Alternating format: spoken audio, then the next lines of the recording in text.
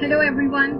Today's topic of discussion is principles of cellular life, and we will also discuss cell and cell organelles. Two German scientists, Schleiden, who was a botanist, and Schwann, who was a zoologist, इन्होंने cell theory को formulate किया. 1838 में Schleiden ने इसको formulate किया और 1839 में Schwann ने. According to this cell theory, जितने भी प्लांट्स या एनिमल्स हैं वो सब बने हुए हैं सेल से, और सेल को ही कंसिडर किया जाता है structural and functional unit of all organisms. जब भी हम बात करते हैं किसी मल्टी सेल्यूलर एनिमल या प्लांट की, तो उसकी लाइफ का जो स्टार्ट होता है वो एक सिंगल सेल से होता है, जिसको हम फर्टिलाइज्ड एग कहते हैं. When egg and sperm meet they form a zygote. Cell से आगाज हुआ. यही सेल आगे चल के जब बहुत से सेल्स मिलते हैं तो दे फॉर्म अ टिश्यू. बहुत से टिश्यूज से मिलकर ऑर्गन्स बनते हैं, बहुत से ऑर्गन्स से मिलकर ऑर्गन सिस्टम्स बनते हैं, और बहुत से ऑर्गन सिस्टम्स मिलकर एक मल्टी सेल्यूलर ऑर्गेनिज्म तख्लीक करते हैं.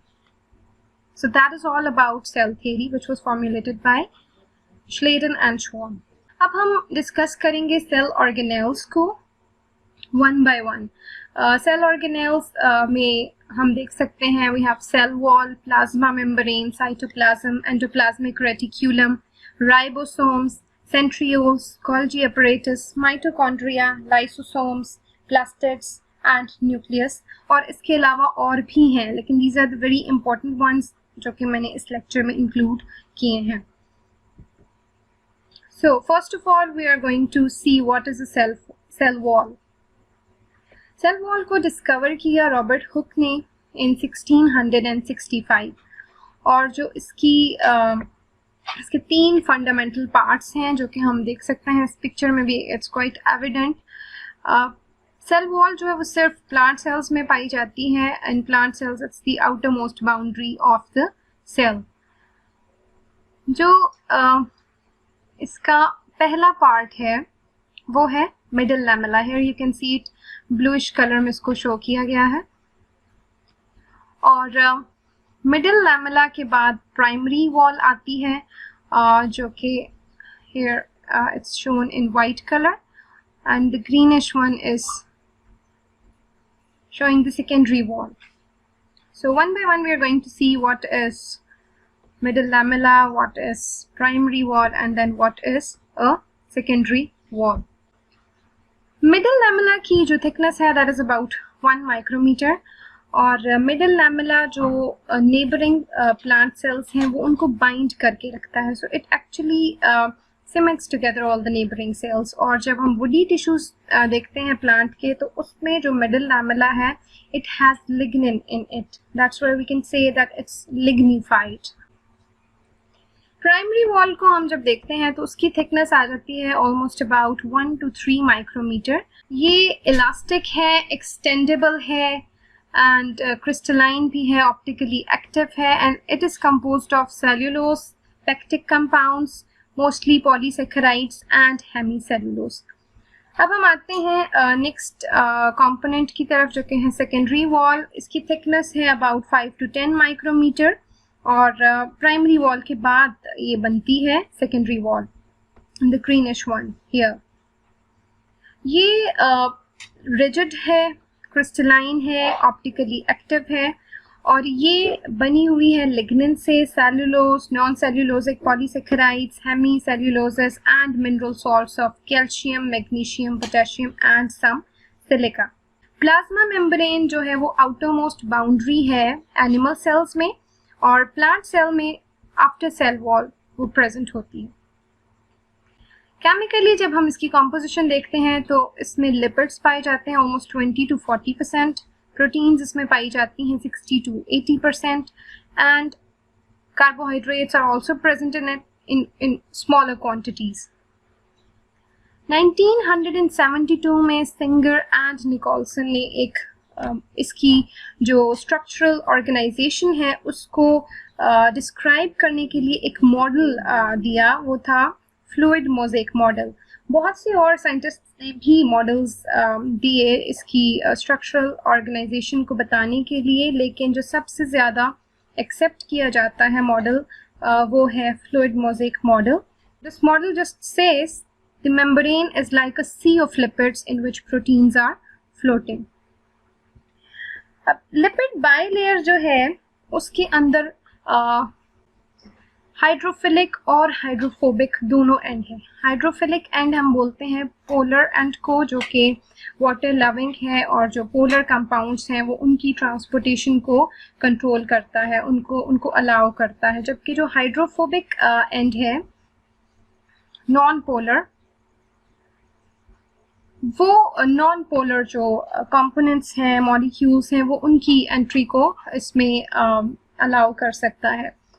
आप देख रहे हैं कि ये दिस इज इंट्रिंसिक प्रोटीन, ये एक एंड से स्टार्ट होकर दूसरे लेयर के एंड तक गई हुई है, कंप्लीटली उसके अंदर से ये पास हुई हुई है. So this is called intrinsic. Extrinsic proteins क्या हैं कि ये सिर्फ एक साइड पर प्रेजेंट होंगी, जैसे कि ये है, मे बी इस तरफ प्रेजेंट हो या इस तरफ, वो दोनों लेयर्स में से किसी एक तरफ एक एंड पर प्रेजेंट होंगी, वो कंप्लीटली उसके अंदर इमर्स नहीं हुई होंगी. That's why we call them extrinsic proteins, because they are present just on one side of lipid bilayer. इसके अलावा जो कार्बोहाइड्रेट्स प्रेजेंट होते हैं इस प्लाज्मा मेम्ब्रेन में, वो या तो अटैच होते हैं लिपिड्स के साथ. So, अगर तो वो लिपिड्स के साथ अटैच होंगे तो then we will call them as glycolipids, and if they are attached to proteins of the layer, तो वहां पर फिर हम उनको बोलेंगे glycoproteins. Now we are going to see what is cytoplasm. जब हम outer boundary की बात करते हैं, हमने डिस्कस कर लिया सेल वॉल को कि वो outer boundary है in a plant cell, और उसके बाद हमने देख लिया प्लाज्मा मेम्ब्रेन को, जो कि प्लांट सेल के अंदर भी मौजूद होती है as a second layer after cell wall, और एनिमल सेल के अंदर वो आउटर मोस्ट बाउंड्री के तौर पर काम करती है. आफ्टर सेल मेम्ब्रेन हम देख सकते हैं कि एक एक्वस सब्सटेंस प्रेजेंट होती है सेल के अंदर, जिसको हम बोलते हैं साइटोप्लाज्म. और इसी साइटोप्लाज्म के अंदर there is a variety of organelles present. बहुत से जो सेल ऑर्गेनेल्स हैं वो सब इसी साइटोप्लाज्म के अंदर मौजूद होते हैं. अब ये जो साइटोप्लाज्म है, इसका जो सॉल्युबल पार्ट है that forms the ground substance, जिसको हम कहते हैं साइटोसोल. साइटोसोल या जो सॉल्युबल पार्ट है वो ऑलमोस्ट 90% ऑफ वाटर से मिलकर बना हुआ है. एक सेल की लिविंग के लिए या उसके सारे जो प्रोसेसेस हैं, उसके फंक्शंस हैं, उनको परफॉर्म करने के लिए जितने भी बायोकेमिकल्स रिक्वायर्ड हैं वो सब मौजूद होते हैं साइटोप्लाज्म के अंदर. In cytosols, small molecules and ions may form true solutions and some large molecules form colloidal solutions. अब साइटोसोल सिर्फ और सिर्फ स्टोरेज ऑफ वाइटल केमिकल्स के तौर पर नहीं यूज़ होता, बल्कि बहुत से ये जो इम्पोर्टेंट मेटाबॉलिक पाथवेज हैं ये उनके लिए एक साइट का काम भी करता है. The cytoplasm contains several cell organelles such as endoplasmic reticulum, Golgi complex, nucleus, plastids, ribosomes, lysosomes and centrioles etc. ये सारे जो बहुत ही इम्पोर्टेंट सेल ऑर्गेनेल्स हैं ये सभी मौजूद होते हैं साइटोप्लाज्म के अंदर. अब ये साइटोप्लाज्म जो है ये एक हम ये नहीं कहेंगे कि ये स्टैटिक है और इसमें कोई मूवमेंट नहीं है, बल्कि इसके अंदर कुछ स्ट्रीमिंग मूवमेंट्स होती रहती हैं, जिसको हम एक्टिव मास मूवमेंट भी कहते हैं. और ये जो इसकी मूवमेंट है, active mass movement of cytoplasm, इसको हम कहते हैं cyclosis. Now will discuss a very important cell organelle which is endoplasmic reticulum.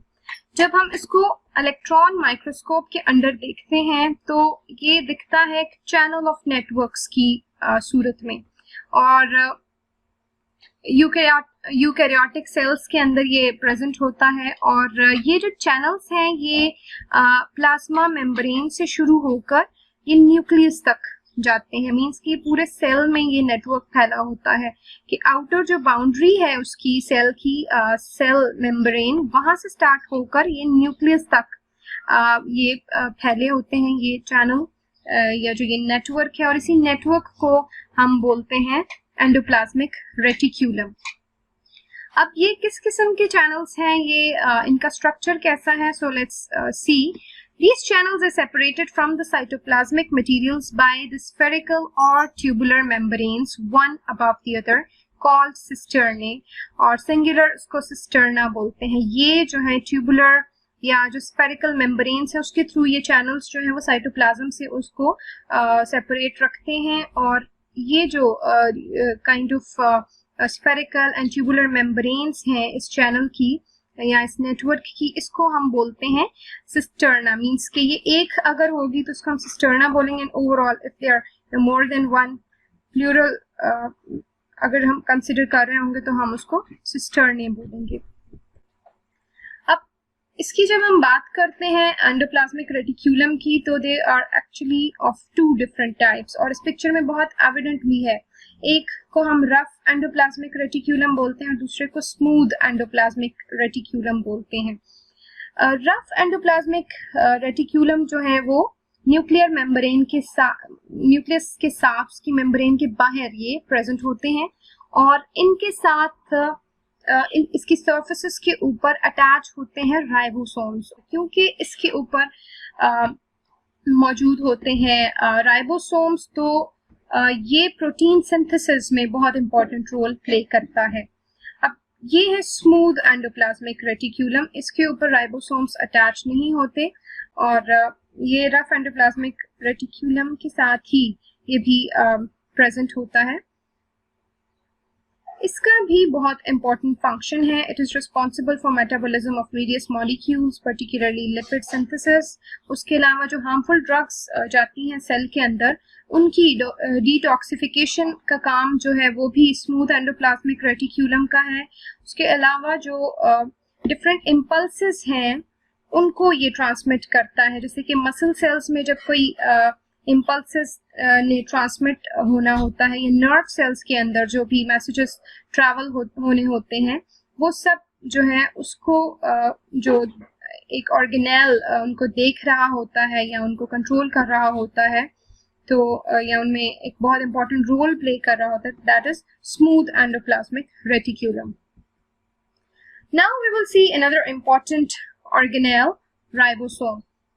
Ribosomes जो है इनको जब देखा जाता है तो ये माइक्रोस्कोपिक पार्टिकल्स या ग्रेन्यूल्स की फॉर्म में प्रेजेंट होते हैं in all the living cells, either freely dispersed in the cytosol और attached with rough endoplasmic reticulum. ये फ्रीली डिस्पर्स भी होते हैं, और जैसे कि अभी हमने रफ एंडोप्लाज्मिक रेटिक्यूलम में देखा कि उसके सरफेसेस के ऊपर भी ये अटैच्ड होते हैं, जहां पर कि ये काम करते हैं इन protein synthesis.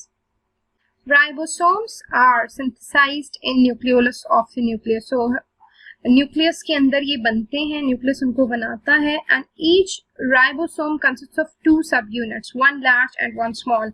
यहाँ पे आप इस पिक्चर में बहुत क्लियरली देख सकते हैं कि 2 सब यूनिट्स से मिलकर एक राइबोसोम बनता है, एक स्मॉलर सब यूनिट है और एक लार्ज सब यूनिट है, और कलेक्टिवली दे फॉर्म अ राइबोसोम। अल्ट्रा सेंट्रीफ्यूगेशन टेक्निक को यूज करते हुए इनकी सेडिमेंटेशन की बेसिस पे इनको 2 डिफरेंट टाइप्स में इनको डिवाइड किया जाता है। एक है 70S, दूसरा जो है अब ये जो 70S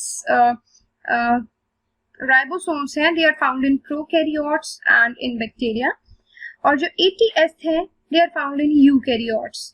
मींस जब ह्यूमन सेल्स की जब हम बात करते हैं यूकैरियोट्स में हम तो उसमें जो राइबोसोम्स सेल्स के अंदर प्रेजेंट होंगे तो that will be 80S। Now we will see the centrioles. These are small hollow cylinders about 0.3 to 0.5 micrometer long. Length इनकी almost इतनी है 0.3 to 0.5 micrometer, और इसका जो diameter है वो है almost about 0.2 micrometer. ये पेयर में exist करते हैं और ये न्यूक्लियस की जो सरफेस है उसके करीब ये पाए जाते हैं। The two centrioles are usually placed at right angle to each other. ये जो पेयर की फॉर्म में है तो एक जो सेंट्रियोल है वो दूसरे से 90 डिग्री के एंगल पर एग्जिस्ट करता है, right angle to each other. जब इनका क्रॉस सेक्शन कर हम देखते हैं सेंट्रियोल का, तो इसका जो स्ट्रक्चर है वो कुछ इस तरह से दिखता है कि ये इसके अंदर 9 माइक्रोट्यूब्यूल्स पाए जाते हैं। ये 1 2 and these are all 9 microtubules. फिर हर एक माइक्रोट्यूब्यूल की अगर हम फॉर्मेशन देखते हैं तो वो फर्दर 3 जो ट्यूब्यूल्स हैं उनसे मिलकर बना होता है। So this is there structure. Just before cell division, its centrioles duplicate and one pair migrates to the opposite side of the nucleus. अब क्या होता है कि नॉर्मली सेल के अंदर जब वो अपनी बाकी फेजेस में है, बाकी स्टेजेस में है, तो उसमें एक ही पेयर मौजूद होता है, लेकिन जब उसने डिवाइड होना होता है सेल ने, तो ये पेयर जो है उसकी डुप्लीकेशन हो जाती है और सेंट्रियोल के 2 पेयर्स बन जाते हैं और एक पेयर जो है वो माइग्रेट करके न्यूक्लियस की ऑपोजिट साइड पे चला जाता है। और जब हम मायोसिस माइटोसिस को डिस्कस करते हैं तो उसमें हम देखते हैं कि centrioles play a very important role, कि वहीं से जो स्पिंडल फाइबर्स हैं वो अटैच होते हैं और मेटाफेज प्लेट जो बनती है और फिर उसके बाद जो सेपरेशन होती है क्रोमोसोम्स की, तो उस सब में इनका बहुत ही इंपॉर्टेंट रोल है सेंट्रियोल्स का in cell division. Another very important cell organelle, Golgi apparatus. इसको डिस्कवर किया था कैमिलो गोल्जी ने 1898 में, और देखा जाए तो ये ऑलमोस्ट तमाम यूकैरियोट सेल्स के अंदर पाए जाते हैं। जब इसका हम स्ट्रक्चर देखते हैं तो इसका स्ट्रक्चर ऐसा है कि फ्लैटेंड मेम्ब्रेन बाउंडेड सैक्स हैं जिनका एक स्टैक की फॉर्म में वो एग्जिस्ट करते हैं। इसके जो ये मेम्ब्रेन बाउंडेड जो सैक है इसको कहा जाता है, सिंगुलर को एक को बोला जाता है सिस्टर्ना, और जब हम ज्यादा की बात करते हैं लाइक प्लूरल में हम उसको सिस्टर्नी कहते हैं। Golgi complex consists of units called dictyosomes. हर एक जो डिक्टायोसोम है वो बनता है बंडल्स ऑफ फ्लैटेंड सिस्टर्ने से, उसके साथ उसकी कुछ एसोसिएटेड ट्यूब्यूल्स पाए जाते हैं और साथ ही साथ कुछ सिक्रीटरी वेसिकल्स पाई जाती हैं। You can C secretory vesicles हैं, कुछ उसके साथ उसके ट्यूब्यूल्स पाए जाते हैं और फ्लैटेंड जो सिस्टर्ने है वो भी पाए जाते हैं। तो इस यूनिट को हम डिक्टायोसोम कहते हैं। अब डिक्टायोसोम जो है इसके, अब ये पूरा एक यूनिट है ऑफ द गोल्जी अपरेटस। इसके 2 फेसेस होते हैं। एक इसका फेस होता है जिसको हम फॉर्मिंग फेज कहते हैं या सिस फेज कहते हैं, जहां से इसकी फॉर्मेशन शुरू होती है। सिक्रीटरी वेसिकल्स जहां से बनकर तो निकलती हैं फ्रॉम गोल्जी अपरेटस, तो उस फेज को हम कहते हैं ट्रांसफेज या मैच्योरिंग फेज। और आप देख सकते हैं यहाँ से एंडोप्लाज्मिक रेटिक्यूलम से वेसिकल जब ट्रैवल होकर आती है, यहाँ पर इसके अंदर वो वेसिकल इसके साथ फ्यूज हो जाती है, कन्वर्ज होती है, इसके अंदर स्टोरेज होती है डिफरेंट किस्म की जो सिक्रीटरी प्रोडक्ट्स हैं उनकी। That is the function of Golgi apparatus as well, कि इसके अंदर जो है वो सिक्रीटरी प्रोडक्ट्स की स्टोरेज, उनकी मॉडिफिकेशन और जो इसकी पैकेजिंग है वो सब गोल्जी अपरेटस का काम है। और गोल्जी अपरेटस को अगर हम देखें तो पैंक्रियाज के जो सेल्स हैं उसके अंदर इसका बहुत इंपॉर्टेंट रोल है। जितने भी ऐसे ऑर्गन्स जिनका काम है कुछ सिक्रीटरी प्रोडक्ट्स को रिलीज करना, तो वो सारे के सारे जो सेल्स होते हैं उनके अंदर गोल्जी अपरेटस जो है वो बहुत ही उनका इम्पोर्टेंट फंक्शन होता है, क्योंकि सारी की सारी जो सिक्रीटरी प्रोडक्ट्स हैं उनकी पैकेजिंग, उनकी स्टोरेज और उनकी हम कह सकते हैं कि release of those products into secretory vesicles, that is all controlled by Golgi apparatus. Now coming towards the powerhouse of the cell, mitochondria. Mitochondria पाया जाता है ऑलमोस्ट ऑल यूकैरियोटिक सेल्स में। कुछ जो हाईली स्पेशलाइज्ड सेल्स हैं जैसे कि mature red blood cells, उनके अंदर में भी ये एब्सेंट हो, अदरवाइज ये मोस्टली तमाम जो यूकैरियोटिक सेल्स हैं उनके अंदर ये मौजूद होता है। पहली बार इसको जब ऑब्जर्व किया गया या देखा गया तो ये मसल सेल्स में नजर आया in the form of granules. 1850 में इसको देखा गया और इसकी ऑल्दो कि इसका नंबर, शेप या जो इंटरनल स्ट्रक्चर है वो वेरी करता है cell to cell. It is an organelle which is bounded by double membrane, जो इसकी outer membrane है that is स्मूथ। जो इनर मेम्ब्रेन है उसकी बहुत सी इनफोल्डिंग्स हैं। ये जो इनफोल्डिंग्स हुई हुई हैं इनर चेम्बर के अंदर, इस इनर चेम्बर को हम बोलते हैं माइटोकॉन्ड्रियल मैट्रिक्स। यहाँ पे आपको इस पिक्चर में बहुत क्लियरली नजर आ रहा है इसकी outer membrane, inner membrane, these are infoldings. ये जो इनफोल्डिंग्स हैं इनको हम बोलते हैं क्रिस्टे और सिंगुलर को हम बोलेंगे क्रिस्टा। ये जो मेम्ब्रेन्स हैं माइटोकॉन्ड्रिया की, इनका भी स्ट्रक्चर जब हम देखते हैं तो it is somewhat similar in nature as that of the cell membrane. उसी के जैसा इसका केमिकल स्ट्रक्चर है। माइटोकॉन्ड्रिया के अंदर राइबोसोम्स और डीएनए भी प्रेजेंट होता है, जिसकी वजह से हम ये कह सकते हैं कि इसके अंदर प्रोटीन सिंथेसाइज होती है और साथ ही साथ जब इसके अंदर हमें डीएनए दिखता है तो वी कैन से कि it's a self replicating organelle. Lysosomes, lyso means splitting and Soma means body. Lysosomes पहली बार डिड्यूव ने 1949 में इनको आइसोलेट किया, डिस्कवर किया और ये सिंपल सैक लाइक स्ट्रक्चर इसका हम देखते हैं। लाइसोसोम का सिंगल मेम्ब्रेन बाउंडेड स्ट्रक्चर है और इसके अंदर पाए जाते हैं variety of food digesting enzymes, जिन एंजाइम्स को हम बोलते हैं हाइड्रोलेजेस। लाइसोसोम का एक बहुत ही इंपॉर्टेंट फंक्शन है जिसको कहा जाता है phagocytosis, which is a process. इस प्रोसेस में क्या होता है कि लाइसोसोम का काम है कि जैसे ही सेल के अंदर कोई फॉरेन पार्टिकल एंटर होता है तो ये उसको इनगल्फ करता है, उसको अपने अंदर ले लेता है और उसको ब्रेक डाउन करता है इनटू स्मॉल डाइजेस्टेबल पीसेस और इसी प्रोसेस को हम फैगोसाइटोसिस कहते हैं। सो जितनी भी हार्मफुल या जो फॉरेन पार्टिकल्स एंटर होते हैं सेल में, उन सब से अगर if some organelle is responsible to make the cell get rid of all those unnecessary foreign particles, so lysosomes play a very important role in this regard. Now coming towards plastids. Plastids जो हैं ये membrane bounded structures हैं और mostly इनमें pigment पाया जाता है और ये प्लांट के अंदर मौजूद होते हैं। मेनली इनकी 3 डिफरेंट टाइप्स हैं। इन 3 टाइप्स के अलावा और भी टाइप्स हैं, but the most important are these 3, जिसमें कि क्लोरोप्लास्ट, क्रोमोप्लास्ट एंड ल्यूकोप्लास्ट आते हैं। So one by one we are going to discuss all these plastid types. Chloroplast जो है फोटोसिंथेटिक प्लांट सेल्स के अंदर मौजूद होता है, जिसके अंदर ग्रीन पिगमेंट क्लोरोफिल मौजूद होता है एंड यही जो क्लोरोप्लास्ट्स हैं यही रिस्पॉन्सिबल है for the photosynthesis process in the plant cells.